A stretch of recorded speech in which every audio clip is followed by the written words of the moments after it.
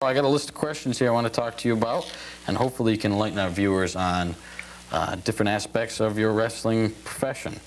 First of all, and notice you've been traveling around, certainly on the shows we've discussed it numerous times, you've been traveling all of it around the world.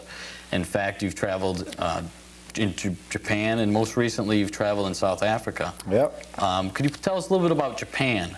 First of all, what it was like going there. This was your first time there? Yes, it was. Yes, it was. First, I'd like to start, I just want to apologize to all my fans for the reason why I haven't been wrestling around here. It's because I have been traveling worldwide. Now I'm back, do some shows for the summer, and then I'll take off again. But we'll start with Japan. Japan, I was there for 2 weeks, wrestled, geez, we had bus rides for hours. We'd land in Tokyo, had a 12-hour bus ride, wrestled that night, another 8-hour bus ride, wrestled the next night. We were in a different town every night.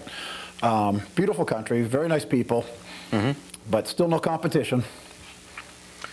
We've, of course, seen that. There's no competition as well. As far as Japan, from what I understand, wrestling is really big there, isn't it?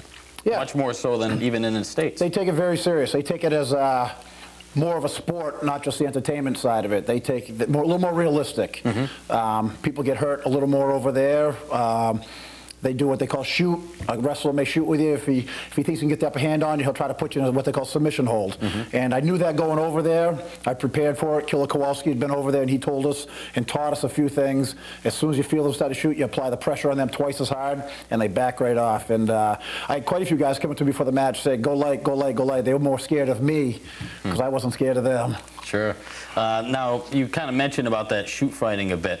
Can you talk a little bit about the styles of the wrestlers in Japan, how they differ, how they basically come at their opponent? Are they more aggressive starting off? Do they tend yeah, I'd say they were more aggressive than, because they took it a little more realistic. Of course, they were a lot smaller than me, but they came at me with everything they had. They came at me with heart from other places I've traveled.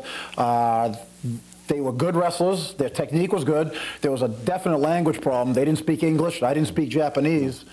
We had one guy that tried to translate. Mostly we just worked it out. Just kept going, and it was tough. But I hit a guy, he fell. He knew what he had to do. Get up and fall down again. Now, we saw, I believe, in a match where you actually had like a handicap match, right? You had a few wrestlers against yourself. Yes. Have you ever been in a handicap match prior to that? Oh, yeah. Oh, yeah. Even here I have been. Even when I started out, just because of my size, a lot of times they're handicap matches. Every match I'm in is a handicap match. There's no competition around here. There's none. Does that make it challenging for you that there isn't enough competition around? Are you really looking for a really good challenge? Of course. I imagine it's difficult. I have no problem stepping up the pace to somebody that's better than myself. And lately I have been training with Prince Albert, WWF. He's been taking the time, a couple times a month, to come down to school and help me out, and it's helped drastically. So what do you mean by help you out? He comes down to school twice a month, like I said. He actually gets in the ring with me, and we spar back and forth for a couple hours on a Thursday night. And the way I look at it, you got Prince Albert at 6'7", 350 pounds. Nobody in his shape around WWF, WCW that's bigger than him. And if I can hold my own against him, I can take on anybody. I don't think there's anyone in this whole entire area that would doubt that, Brian. Talking about handicap matches and sizes, can you talk a little bit about the size difference between you and the Japanese in general? Why do you think that is? Well, after being over there, for one, the whole 2 weeks I was there, I never saw a gym. The food was awful. Not only was it expensive, but everything was pasta, fish, very small portions. I didn't see steak, chicken. I didn't see the big meals that I was brought up on. The meat and potatoes that makes you look like this. So their own country's holding them down as far as I'm concerned. How do you get 300 pounds if you're eating 28 ounces of food every day? It just can't happen. And you'd have to be Rockefeller to even eat McDonald's. You couldn't walk out of McDonald's for less than $20.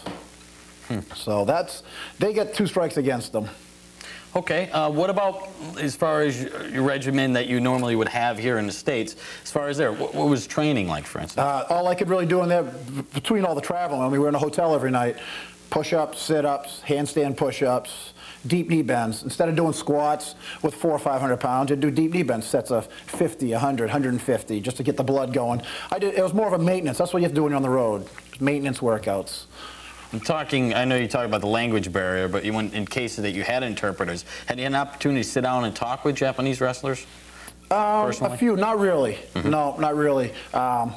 We were brought over, I don't know if you'd say the good guys or bad guys, you know, they were the good guys, and they had separate tour bus. We just didn't socialize. We met in the ring, we did battle, and we went our separate ways. We didn't eat together, we didn't drink together. Yeah. The Americans, there was approximately, I think, 12 from all over the country.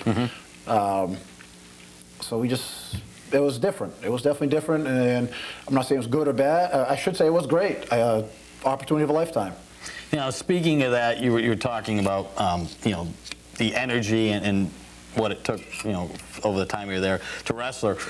What we noticed, the viewers at home noticed, was that you really had a real fire about you, and you kind of certainly kicked it up a notch. You had more passion, and basically you were a lot, we thought, more even brutal in a ring than you had been in the months prior here wrestling in the States. Yeah.